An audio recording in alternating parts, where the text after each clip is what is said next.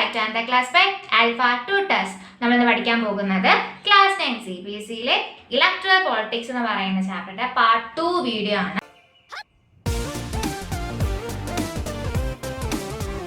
അപ്പോൾ നമ്മുടെ നാട്ടിൽ നമ്മൾ പറഞ്ഞു നമ്മുടെ ഇന്ത്യക്കകത്തുള്ള ഇലക്ഷൻസ് ഏത് ടൈപ്പ് ഓഫ് ഇലക്ഷൻ എന്നാണ് പറഞ്ഞത്? ഡെമോക്രാറ്റിക് ആയിട്ടുള്ള ഇലക്ഷൻ എന്നാണ് നമ്മൾ പറഞ്ഞത് അല്ലേ? അപ്പോൾ നമ്മൾ ഇനി പഠിക്കാൻ പോകുന്നത് എങ്ങനെയാണ് ആക്ച്വലി ഈ ഇലക്ഷൻ നമ്മുടെ നാട്ടിൽ നടക്കുന്നത് എന്നുള്ള കാര്യമാണ് പഠിക്കാൻ പോകുന്നത്. അപ്പോൾ നമ്മൾ ഏറ്റവും കൂടുതൽ കേട്ടിട്ടുള്ള ഇലക്ഷനാണ് ഒന്നെന്ന് പറയുന്നത് ലോകസഭാ ഇലക്ഷനും ഉണ്ട്, അതുപോലെ തന്നെ വിധാൻസഭ ഇലക്ഷനും നമ്മുടെ ഇടയിലുണ്ട് അല്ലേ? ഈ ലോകസഭ ഇലക്ഷനും വിധാനസഭ ഇലക്ഷനൊക്കെ എപ്പോഴായിരിക്കും? 5 വർഷത്തിൽ ഒരിക്കലായിരിക്കും നമുക്ക് നടക്കുന്നുണ്ടാവുന്നത്. അപ്പം എന്താണ്, ഒരു ഇലക്ഷൻ നടന്നു 5 വർഷം കഴിയുമ്പോഴായിരിക്കും എന്ത് ചെയ്യുന്ന അടുത്ത ലോകസഭ അല്ലെങ്കിൽ വിധാനസഭ ഇലക്ഷൻ നടക്കുന്നുണ്ടാവുന്നത്. മനസ്സിലായല്ലോ? അപ്പൊ എങ്ങനെയായിരിക്കും ഇലക്ഷൻ നടക്കുന്നുണ്ടാവുക? നമ്മൾ കഴിഞ്ഞ ക്ലാസ്സിൽ പറഞ്ഞു അബൌട്ട് ദി കോൺസ്റ്റിറ്റ്യുവൻസീസ്. എന്താണ് കോൺസ്റ്റിറ്റ്യുവൻസീസ്? നിയോജക മണ്ഡലങ്ങൾ അല്ലെ? അപ്പൊ ഓരോ കോൺസ്റ്റിറ്റ്യുവൻസിയിലായിരിക്കും എന്ത് നടക്കുക? നമ്മുടെ ഇലക്ഷൻ നടക്കുക. അപ്പൊ നമ്മുടെ ഇന്ത്യ എന്ന് പറഞ്ഞ കൺട്രിക്കകത്ത് ഒരുപാട് കോൺസ്റ്റിറ്റ്യുവൻസീസ് ഉണ്ടാകും. ഒരേപോലത്തെ സമയത്ത് അല്ലെങ്കിൽ ഒരേപോലത്തെ ഡേ അല്ലെങ്കിൽ ഒരേപോലത്തെ ടൈമിൽ. അപ്പൊ ഇന്ന് ഈ സമയത്ത് തന്നെ എല്ലാ കോൺസ്റ്റിറ്റ്യുവൻസിക്കും നടത്താൻ പറ്റില്ല എന്നുണ്ടെങ്കിൽ ഒരു ഫ്യൂ ഡേയ്സ് ഗ്യാപ്പിൽ എന്ത് ചെയ്യുന്നുണ്ടാകും? എല്ലാ കോൺസ്റ്റിറ്റ്യുവൻസീസിലും അവർ ഇലക്ഷൻ കൺഫേം ആക്കാൻ നിൽക്കുന്നുണ്ടാകും. അപ്പൊ ഈ ടൈപ്പിൽ ഇലക്ഷനെ വിളിക്കുന്ന പേരാണ് ജനറൽ ഇലക്ഷൻ എന്ന് പറയുന്നത്. എന്ത് ഇലക്ഷൻ ആണ്? General election. അപ്പൊ എന്താണ് ജനറൽ ഇലക്ഷൻ എന്ന് പറയുന്നത്? എല്ലാ കോൺസ്റ്റിറ്റ്യുവൻസിയിലും ഒരേപോലത്തെ ദിവസത്തിലോ ഒരേപോലത്തെ സമയത്തോ, പറ്റിയില്ലെങ്കിൽ എന്താണ് ഏതെങ്കിലും ദിവസത്തിൽ ഒരു ഫ്യൂ ഡേയ്സിന്റെ ഗ്യാപ്പിലോ എല്ലാ കോൺസ്റ്റിറ്റ്യുവൻസിയിലും ഒരുപോലെ നടക്കുന്ന ഇലക്ഷനെ പറയുന്ന പേരാണ് എന്തെന്ന് പറയുന്നത്? ജനറൽ ഇലക്ഷൻ എന്ന് പറയുന്നത്. അപ്പോൾ ഇൻ കേസ് ഫോർ എക്സാമ്പിൾ എന്ന് പറയുന്നത് ഇപ്പോൾ ഒരു കോൺസ്റ്റിറ്റ്യുവൻസി എടുത്തെന്ന് വിചാരിച്ചു. ഇപ്പോൾ നമ്മളിപ്പോൾ എന്ത് ചെയ്തു? ഒരിടത്ത് ഇലക്ഷൻ നടത്തി. ആ ഇലക്ഷൻ കാരണം ഒരു റെപ്രസെൻറ്റേറ്റീവ് ജയിച്ചു പോയി എന്ന് വിചാരിച്ചു. ഈ റെപ്രസെൻറ്റേറ്റീവ് എന്ത് സംഭവിച്ചു? മരണപ്പെട്ടു. മനസ്സിലായല്ലോ? അപ്പോൾ ആ കോൺസ്റ്റിറ്റ്യുവൻസിയിൽ ആരില്ല? ഒരു നേതാവില്ല, റെപ്രസെൻറ്റേറ്റീവ് ഇല്ല. അപ്പോൾ എന്ത് ചെയ്യുന്നു? ആ കോൺസ്റ്റിറ്റ്യുവൻസിയിൽ മാത്രമായിട്ട് അവരെന്ത് കണ്ടക്ട് ചെയ്യും? ഇലക്ഷൻ കണ്ടക്ട് ചെയ്യും. ഡ്യൂ ടു ദി ഡെത്ത് ആയിരിക്കും. അങ്ങനെയുള്ള ഇലക്ഷന് പറയുന്ന പേരാണ് ബൈ ഇലക്ഷൻ എന്ന് പറയുന്നത്. എന്ത് ഇലക്ഷൻ ആയിരിക്കും? By election. മനസ്സിലായല്ലോ? അപ്പൊ നമുക്ക് 2 ടൈപ്പ് ഓഫ് ഇലക്ഷൻ പഠിക്കാനുണ്ട്. അപ്പൊ എന്തായിരിക്കും? നമുക്ക് 2 ടൈപ്പ് ഓഫ് ഇലക്ഷൻ പഠിക്കാനുണ്ട്. ഏതൊക്കെയാണ്? ഒന്നെന്ന് പറയുന്ന ജനറൽ ഇലക്ഷൻ ആയിരിക്കും, രണ്ടാമത്തെ എന്തായിരിക്കും? ബൈ ഇലക്ഷൻ ആയിരിക്കും. ജനറൽ ഇലക്ഷൻ എന്താണ്? എല്ലാ കോൺസ്റ്റിറ്റ്യുവൻസിനെ വെച്ചുകൊണ്ട് ഒരേപോലത്തെ സമയത്തോ ഒരേപോലത്തെ ഡേറ്റിലോ അല്ലെങ്കിൽ ഫ്യൂ ഡേയ്സ് ഗ്യാപ്പിലോ എല്ലാവർക്കും ഒരേപോലെ നടക്കുന്ന ഇലക്ഷനാണ് എന്ത്? ജനറൽ ഇലക്ഷൻ എന്ന് പറയുന്നത്. പക്ഷേ ഏതെങ്കിലും ഒരു കോൺസ്റ്റിറ്റ്യുവൻസിയിൽ അവിടുത്തെ റെപ്രസെൻറ്റേറ്റീവ് മരിച്ചു പോയി കഴിഞ്ഞാൽ അത് കാരണം അവിടെ മാത്രം നടക്കുന്ന ഇലക്ഷൻ ആയിരിക്കും എന്തെന്ന് പറയുന്നത്? ബൈ ഇലക്ഷൻ എന്ന് പറയുന്നത്. മനസ്സിലായല്ലോ? അപ്പോൾ നമ്മൾ ഇനി പറയുന്നുണ്ടാകും ഇപ്പൊ ഇലക്ഷൻ നടക്കുന്ന സമയത്ത് ഫോർ എക്സാമ്പിൾ ഹരിയാന എടുത്തു വിചാരിച്ചു. ഹരിയാനയിൽ ഇലക്ഷൻ നടന്നു. അങ്ങനെ അവിടെ നിന്നും 90 MLA സെലക്ട് ചെയ്തു എന്ന ന്യൂസ് ഒക്കെ നമ്മൾ കാണും. അപ്പൊ ഈ 90 MLA ഹരിയാനയിലുള്ള എല്ലാവരും വോട്ട് ചെയ്യുന്നുണ്ടാകുമോ? ഇല്ല. എന്തായിരിക്കും? അപ്പൊ എങ്ങനെയായിരിക്കും വോട്ടിംഗ് സിസ്റ്റം നടക്കുന്നുണ്ടാവുന്നത്? അതായത് നമ്മുടെ ഇന്ത്യക്കകത്ത് ഏരിയ ബേസ്ഡ് ആയിട്ടുള്ള സിസ്റ്റം ഓഫ് റെപ്രസെൻറ്റേഷൻ ആണ്. നമ്മൾ ഇന്ത്യക്കകത്ത് എങ്ങനെയാണ്? ഏരിയ ബേസ്ഡ് ആയിട്ടുള്ള സിസ്റ്റം ഓഫ് റെപ്രസെൻറ്റേഷൻ ആയിരിക്കും. അപ്പൊ എന്താണ് ഈ area based system of representation എന്ന് പറയുന്നത്? നമ്മുടെ ഇന്ത്യ എന്താണ്? ഒരു കൺട്രി ആണല്ലേ? അപ്പൊ ഇന്ത്യ എന്ന് പറയുന്ന കൺട്രിക്കകത്ത് എന്താണ്? കുഞ്ഞു ഏരിയകളായിട്ട് എന്ത് ചെയ്യുന്നുണ്ടാകും? ഡിവൈഡ് ചെയ്ത് കൊടുക്കുന്നുണ്ടാകും. അപ്പൊ ഈ ഓരോ ഏരിയയിലും എന്ത് ചെയ്യുന്നുണ്ടാകും? അവര് ഇലക്ഷൻ നടക്കുന്നുണ്ടാകും. അങ്ങനെയുള്ള കൊച്ചു ഏരിയാസ് വേർ ഇലക്ഷൻ കണ്ടിട്ടുണ്ടാകും. ദാറ്റ് ഏരിയ അതിനെ വിളിക്കുന്ന പേരാണ് എന്തെന്ന് പറയുന്നത്? Electoral constituencies. എന്തെന്ന് വിളിക്കുന്നു? ഇലക്ടറൽ കോൺസ്റ്റിറ്റ്യുവൻസീസ് എന്ന് വിളിക്കുന്നു. മനസ്സിലാകുന്നുണ്ടല്ലോ? ഫോർ എക്സാമ്പിൾ ഇപ്പൊ ട്രിവാൻഡ്രം നമ്മൾ എടുക്കുവാന്ന് വിചാരിച്ചു. അപ്പൊ ട്രിവാൻഡ്രം എന്തായിരിക്കും? ട്രിവാൻഡ്രം ഒരു ഇലക്ടറൽ കോൺസ്റ്റിറ്റ്യുവൻസീസ് ആണ്. അപ്പൊ ട്രിവാൻഡ്രത്തിന്റെ അകത്തുനിന്ന് കുറച്ച് പേര് എന്ത് ചെയ്യുന്നുണ്ടാകും? ഇലക്ഷൻ നിൽക്കുന്നുണ്ടാകും. ട്രിവാൻഡ്രത്തിന്റെ ആൾക്കാർ എന്ത് ചെയ്യുന്നുണ്ടാകും? അവരായിരിക്കും വോട്ട് ചെയ്യുന്നുണ്ടാകുന്നത്. അതിൽ നിന്നും ഏറ്റവും കൂടുതൽ കിട്ടിയ ആൾ എന്ത് ചെയ്യുന്നുണ്ടാകും? അവിടെ ജയിച്ചു പോകുന്നുണ്ടാകും. നെടുമങ്ങാട് എന്ന് പറയുന്നത് എന്തായിരിക്കും? വേറൊരു ഇലക്ടറൽ കോൺസ്റ്റിറ്റ്യുവൻസീസ് ആണ്. അപ്പൊ എന്ത് ചെയ്യുന്നുണ്ടാകും? അവിടെ കുറച്ച് പേര് ഇലക്ഷൻ നിൽക്കുന്നുണ്ടാകും. അവിടെയുള്ള ആൾക്കാർ എന്ത് ചെയ്യും? അവിടുത്തെ ആ നിൽക്കുന്ന ആൾക്കാർക്ക് മാത്രമേ വോട്ട് ചെയ്യുന്നുണ്ടാവുള്ളൂ. അതിൽ നിന്നും ഏറ്റവും കൂടുതൽ ആൾക്കാർക്കാണോ വോട്ട് കിട്ടിയത് അയാൾ ജയിക്കുന്നുണ്ട്. ഒരിക്കലും ട്രിവാൻഡ്രത്ത് നിന്ന് ഒരാൾക്ക് നെടുമങ്ങാടുള്ള ആൾക്ക് ട്രിവാൻഡ്രത്തിൽ എന്താ പറയുക അങ്ങോട്ടും ഇങ്ങോട്ടും വോട്ട് ചെയ്യാൻ പറ്റില്ല. ഒരു ഏരിയ ആയിട്ട് ഡിവൈഡ് ചെയ്യുന്നുണ്ട്. ആ ഏരിയ നിൽക്കുന്ന ആൾക്ക് നമ്മൾ എന്ത് ചെയ്യുന്നുണ്ടാകും വോട്ട് കൊടുക്കും. ലൈക്ക് ക്ലാസ് ആയിരിക്കും അല്ലേ. ഇപ്പൊ ക്ലാസ് എ ഉണ്ടാവും, ക്ലാസ് ബി ഉണ്ടാവും. ക്ലാസ്സിൽ എയിലെ കുട്ടികൾ എന്ത് ചെയ്യും, അവിടെ ഇലക്ഷൻ നിൽക്കുന്ന നമ്മുടെ ലീഡറിനായിരിക്കും വോട്ട് ചെയ്യുന്നത്. ഏറ്റവും കൂടുതൽ വോട്ട് കിട്ടുന്നതായിരിക്കും ലീഡറായിട്ട് പോകുന്നുണ്ട്. ക്ലാസ് എയും ബി എന്ത് ചെയ്യത്തില്ല, ക്രോസ് ആയിട്ട് വോട്ട് ചെയ്യില്ല. അതേ സെയിം സാധനം തന്നെ നമ്മുടെ കണ്ടിക്കാൻ നിൽക്കുന്നവർ എന്തായിരിക്കും, അതാണ് area based system of representation എന്ന് പറയുന്നത്. മനസ്സിലായല്ലോ. അപ്പോൾ നമ്മളായിരിക്കും ഇപ്പൊ ഫോർ എക്സാമ്പിൾ ട്രിവാൻഡ്രത്തും നെടുമങ്ങാട് എന്തായിരിക്കും, ഒരു പീപ്പിളിന്റെ പോപ്പുലേഷൻ എന്ന് പറയുന്നത് ഒരുപോലെ ആകാൻ അവർ എന്ത് ചെയ്യുന്നുണ്ടാവും, ശ്രമിക്കുന്നുണ്ടാവും. മനസ്സിലാവുന്നുണ്ടല്ലോ. ഫോർ എക്സാമ്പിൾ ഇപ്പൊ ട്രിവാൻഡ്രത്ത് കൂടുതൽ ആൾക്കാരും നെടുമങ്ങാട് കുറവാണെങ്കിൽ പിന്നെ അത് ഭയങ്കര ബോറായിരിക്കും അല്ല. അപ്പൊ എന്തായിരിക്കും, കറക്റ്റ് ഇപ്പൊ 100 പേരാണെങ്കിൽ അവിടെയും 100 പേര്, അങ്ങനെയില്ല.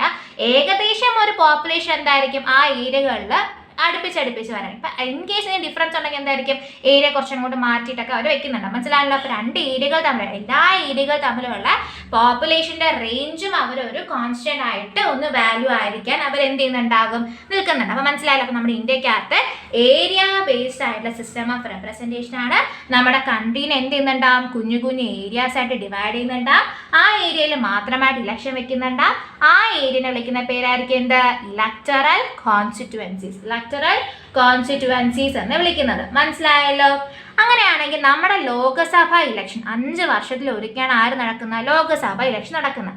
ഈ ലോകസഭ ഇലക്ഷനിൽ 543 കോൺസ്റ്റിറ്റുവൻസീസ് ആണ് ഉള്ളത്. അപ്പൊ അത്രയും കോൺസ്റ്റിറ്റുവൻസീസിൽ എന്തായിരിക്കും 543 റെപ്രസെന്റേറ്റീവ് എന്ത് ചെയ്യുന്നുണ്ടാവും, ജയിച്ചു പോകുന്നുണ്ടാവും.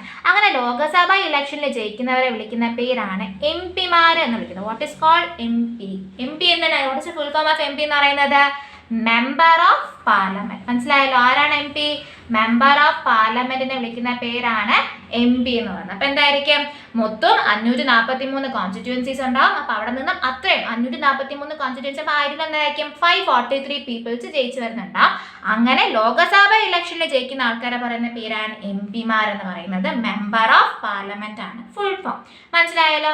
അപ്പൊ നമ്മൾ പറഞ്ഞു ഡെമോക്രാറ്റിക് ഇലക്ഷന്റെ സമയത്ത് ഏറ്റവും കൂടുതൽ ഇമ്പോർട്ടൻ്റ് ആയിട്ടൊരു പോയിന്റ് നിങ്ങൾ എപ്പോഴും ആലോചിക്കേണ്ട കാര്യമാണ്, നമുക്ക് എല്ലാവർക്കും എന്തേ ഉള്ളൂ, ഒരു വോട്ടേ ഉള്ളൂ. നമുക്ക് എല്ലാവർക്കും എന്തേ ഉള്ളൂ, ഒരു വോട്ടേ ഉള്ളൂ.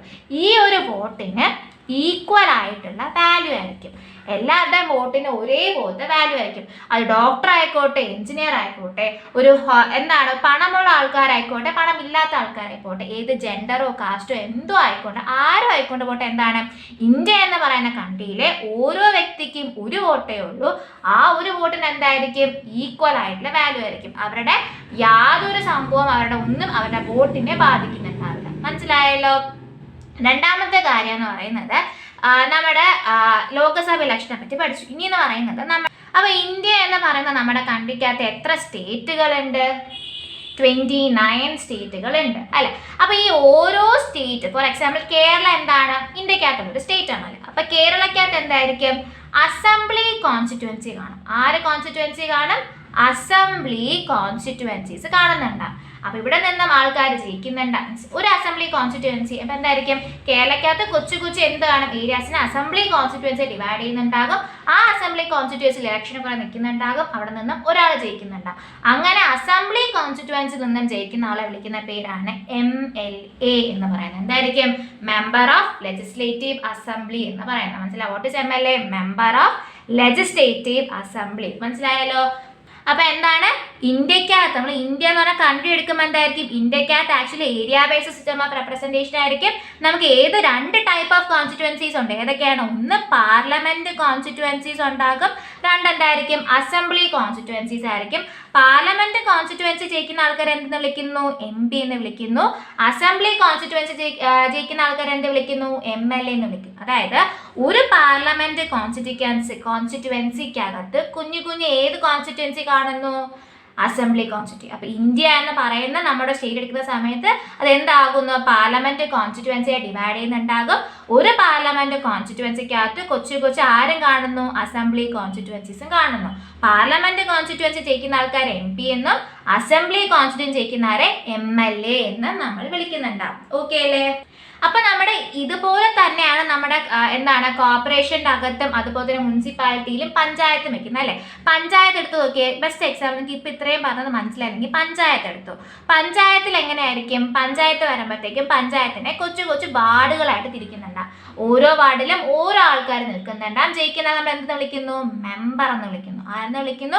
മെമ്പർ. മെമ്പറിന് ആക്ച്വലി നമ്മുടെ മെമ്പറിനെ വിളിക്കുന്ന പേരാണ് അർബൻ ലോക്കൽ ബോഡി. ആര് വിളിക്കുന്നു? അർബൻ ലോക്കൽ ബോഡി എന്ന് വിളിക്കുന്നുണ്ട്. മനസ്സിലാവുന്നുണ്ടല്ലോ?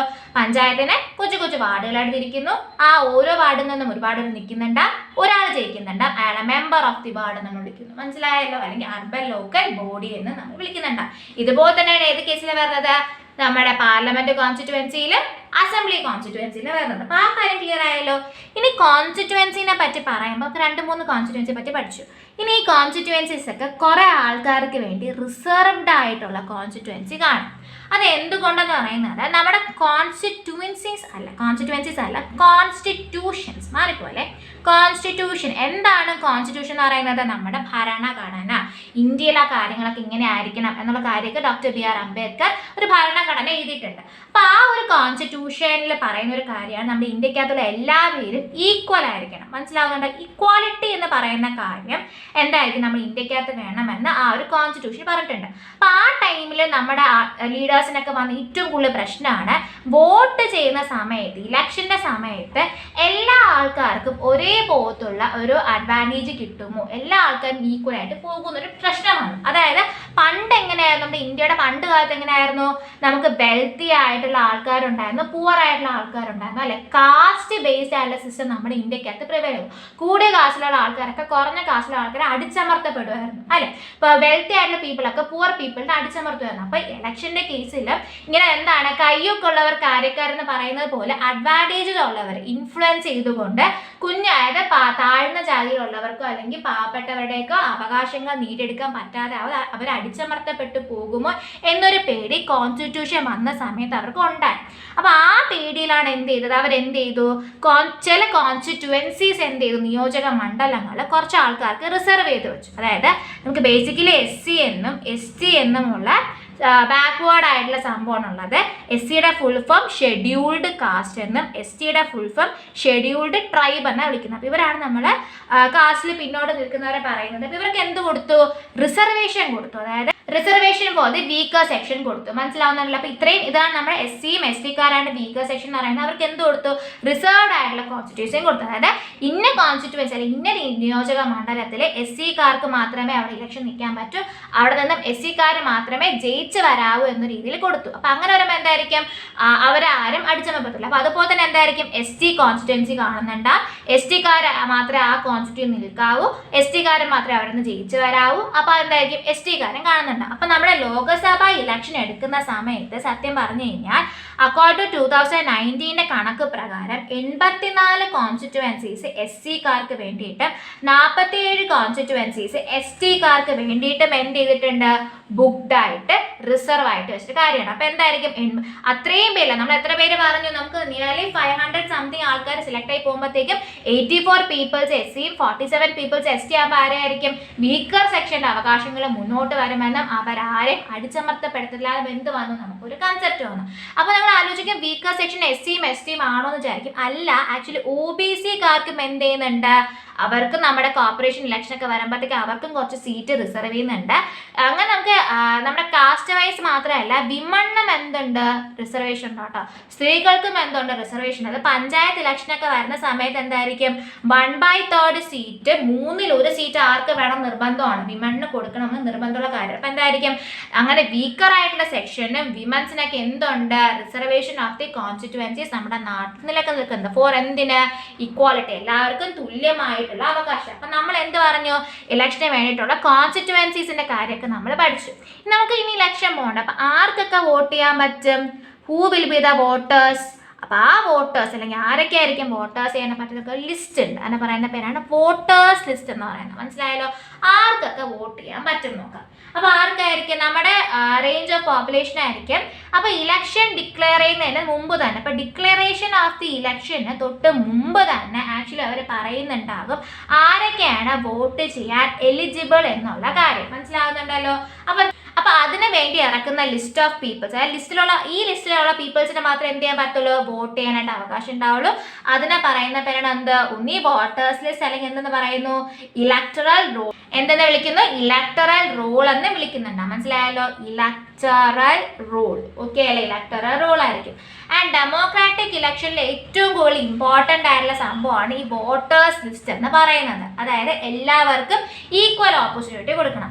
അതായത് നമ്മുടെ യൂണിവേഴ്സൽ അഡൾട്ട് ഫ്രാഞ്ചൈസ് ഉണ്ട്. എന്താണ് ഈ യൂണിവേഴ്സൽ അഡൾട്ട് ഫ്രാഞ്ചൈസ് എന്ന് പറയുന്നത്? ആക്ച്വലി നേരത്തെ പറഞ്ഞു കഴിഞ്ഞു. എന്താണ്? എല്ലാവർക്കും ഒരു വോട്ടേ കാണത്തുള്ളെന്നും ഈ ഒരു വോട്ടിന് ഈക്വൽ ആയിട്ടുള്ള വാല്യൂ ആണെന്നും ഒരാളും നമ്മുടെ നാട്ടിൽ അവരുടെ വോട്ടവകാശം നിരസിക്കപ്പെടാതെ no deny for the right of vote ആണ് നമ്മുടെ യൂണിവേഴ്സൽ അഡൾട്ട് ഫ്രാഞ്ചൈസ് പറഞ്ഞത്. അതായത് അയാൾ റിച്ച് ആയിക്കോട്ടെ, പുവർ ആയിക്കോട്ടെ, എഡ്യൂക്കേറ്റഡ് ആയിക്കോട്ടെ, നോൺ എഡ്യൂക്കേറ്റഡ് ആയിക്കോട്ടെ, അയാൾ കൈൻഡ് ആവട്ടെ, ക്രൂവൽ ആയിക്കോട്ടെ, അയാൾ ആരും ആയിക്കോട്ടെ, നമ്മുടെ ബേസിക് നീഡ് എന്താണ്? ഫുഡും ഷെൽട്ടറും വാട്ടറൊക്കെ തന്നെയാണ്. അപ്പോൾ അതുകൊണ്ട് തന്നെ എന്താണ്? എല്ലാവരും ഒരുപോലെ ആയതുകൊണ്ട് എല്ലാവർക്കും ഒരു വോട്ടേ ഉള്ളൂ.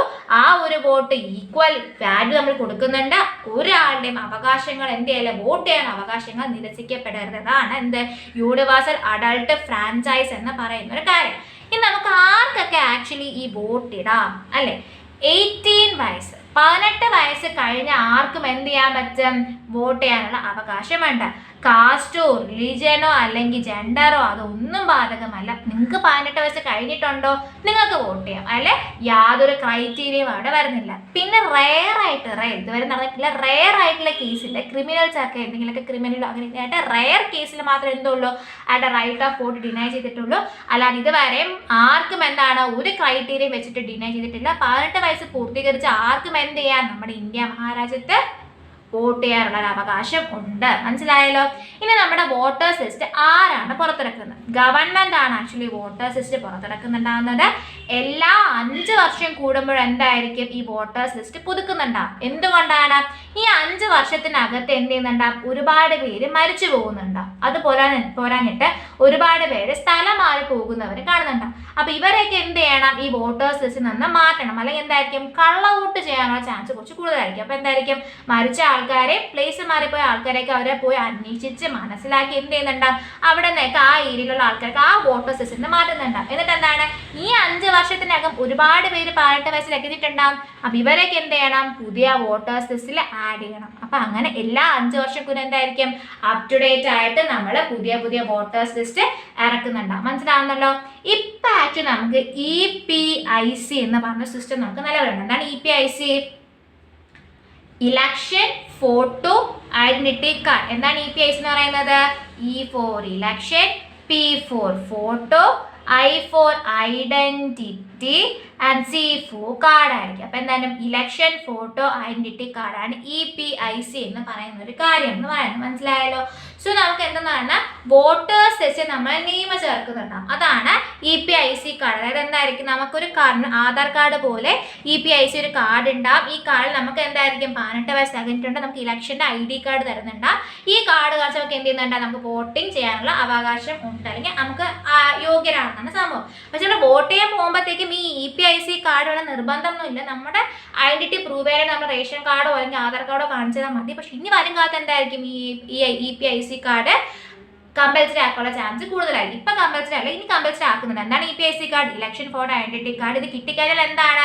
നമുക്ക് വോട്ടവകാശം ഉണ്ടെന്നാണ് നമുക്ക് അർത്ഥം. 18 വയസ്സ് പൂർത്തീകരിച്ച് ആർക്കും വോട്ട് ചെയ്യാൻ പറ്റുന്നുണ്ടാകും. അവർക്കൊക്കെ എന്തുണ്ടാകും? ഒരു EPIC കാർഡ് ഉണ്ടാകും. അപ്പൊ നമ്മൾ കോൺസ്റ്റിറ്റ്യുവൻസി ആയിട്ട് തിരിച്ചു ആർക്കൊക്കെ വോട്ട് ചെയ്യാന്ന് പറയും. നമ്മൾ ആരെ പോയി വോട്ട് ചെയ്യും? അവർ വിളിക്കുന്ന പേരാണ് കാൻഡിഡേറ്റ് എന്ന് പറയുന്നത്. ആരായിരിക്കും അത്? കാൻഡിഡേറ്റ് എന്ന് പറയുന്നത്. മനസ്സിലായിരിക്കും?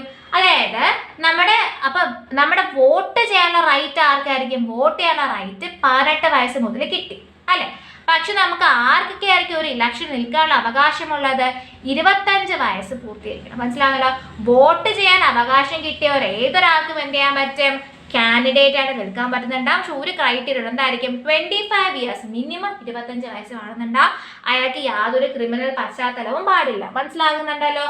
പിന്നെ വേറൊരു സംഭവം എന്ന് പറയുന്നത്, നമുക്കിപ്പം ചില ആൾക്കാർ പാർട്ടിയിൽ നിന്നും സെലക്ട് ചെയ്യുന്ന ആൾക്കാരുണ്ടല്ലോ. ഇപ്പം ചിലപ്പോൾ പൊളിറ്റിക്കൽ പാർട്ടിക്കകത്ത് നിന്ന് അവർക്ക് ഡിസ്കസ് ചെയ്തുകൊണ്ട് ഒരാളെ സെലക്ട് ചെയ്യും. അപ്പം അങ്ങനെ പൊളിറ്റിക്കൽ പാർട്ടി ബേസ് ചെയ്യണമെന്നൊന്നുമില്ല.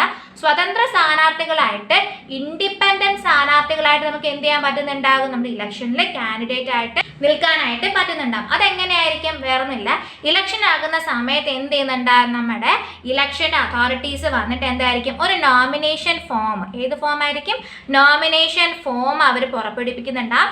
നിങ്ങൾക്ക് വോട്ട് ചെയ്യാൻ അവകാശമുണ്ടോ, നിങ്ങൾക്ക് 25 വയസ്സ് തികഞ്ഞിട്ടുണ്ടോ, നമുക്ക് എന്ത് ചെയ്യാൻ പറ്റും, ആ നോമിനേഷൻ ഫോം പൂരിപ്പിക്കാനായിട്ട് പറ്റുന്നുണ്ടാവും. ആൻഡ് നമുക്ക് കുറച്ച് കണ്ടീഷൻസ് ഒക്കെ ഉണ്ട്. എന്തായിരിക്കും, സെക്യൂരിറ്റി ഡെപ്പോസിറ്റ് കാണിക്കണം.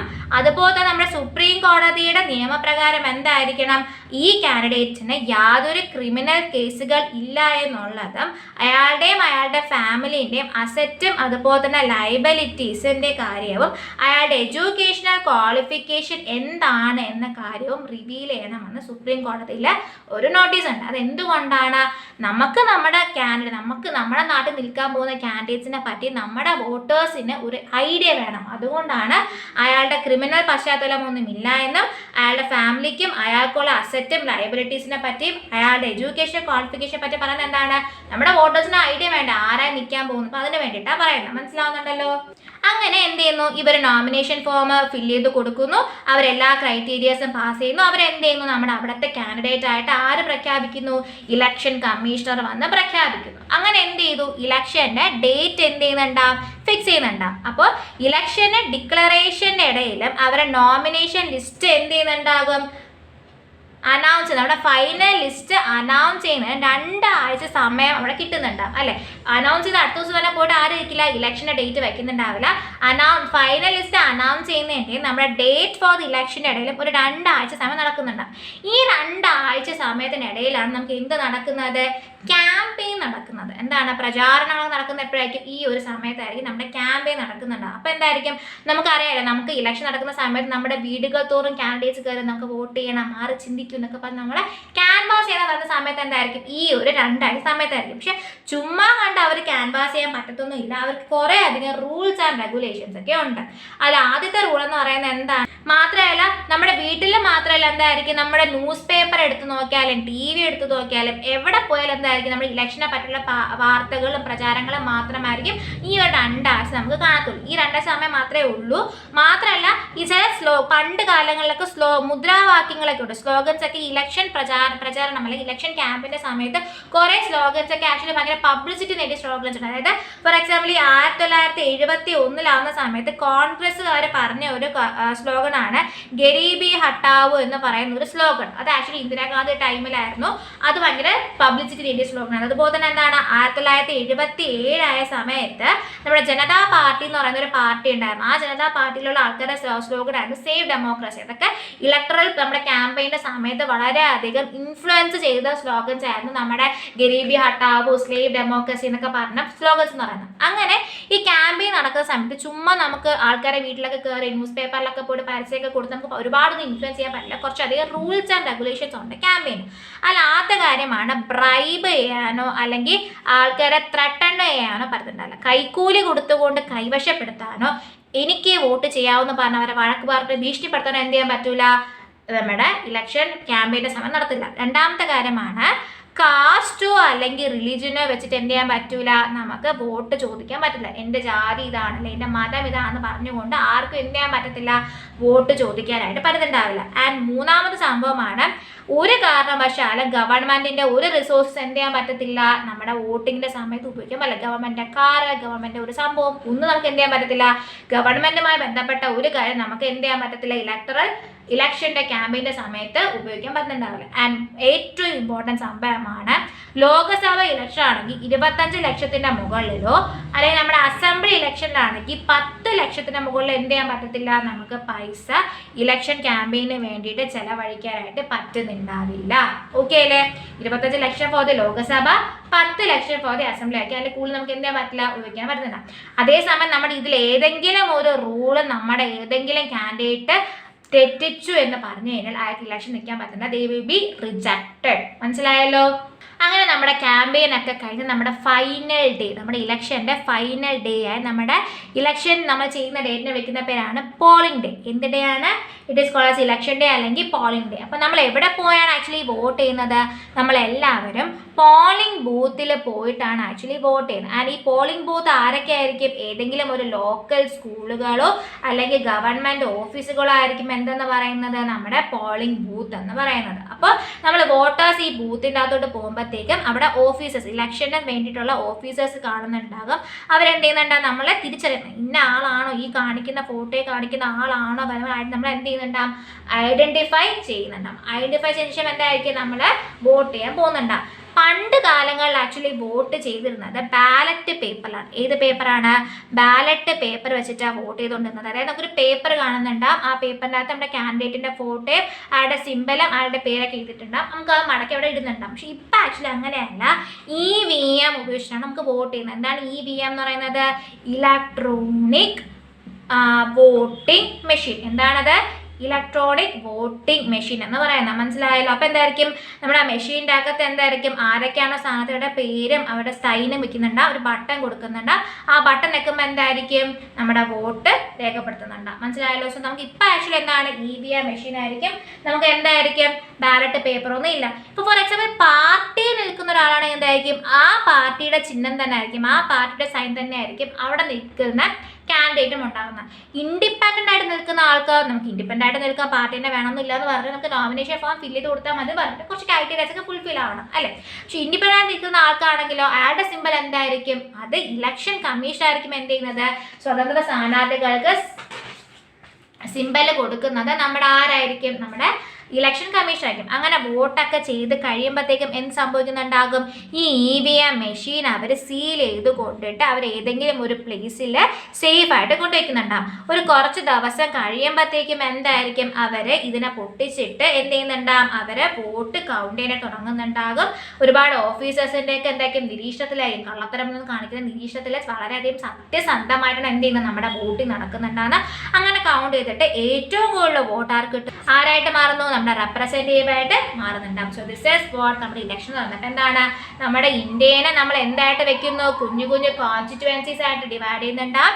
ഈ നമുക്ക് എന്തായിരിക്കും? ഒരു ഏരിയ ബേസ്ഡ് ഇലക്ഷൻ ആയതുകൊണ്ട് കോൺസ്റ്റിറ്റ്യുവൻസീസ് ആയിട്ട് ഡിവൈഡ് ചെയ്യുന്നുണ്ടാകും. ഈ കോൺസ്റ്റിറ്റ്യുവൻസിലുള്ള ആൾക്കാർക്ക് വോട്ടേഴ്സ് ലിസ്റ്റ് കൊടുക്കുന്നുണ്ടാകും.